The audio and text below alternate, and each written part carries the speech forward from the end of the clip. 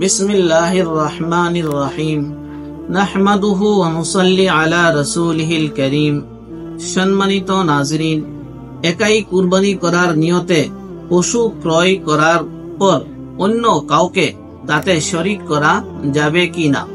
তবে এই বিষয়ে আমাদের জানা দরকার যে কুরবানিকারী ব্যক্তির জন্য কুরবানির পশু ক্রয় করার আগেই নিয়ত ঠিক করে নেওয়া উচিত।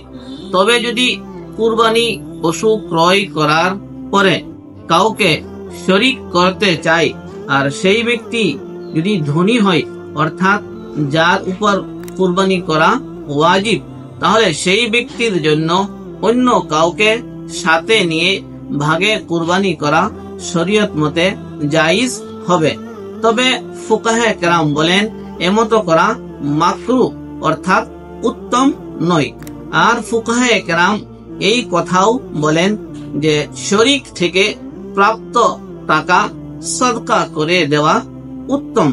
আর যদি সেই ব্যক্তি গরিব হয়, অর্থাৎ যার উপর কুরবানি করা ওয়াজিব নয়, আর একাই কুরবানি করার নিয়তে পশু ক্রয় করার পর অন্য কাউকে শরীক করতে চায়, তাহলে সেই ব্যক্তির জন্য কুরবানি এমতো হিসাবে কুরবানি করা জায়েজ নয়।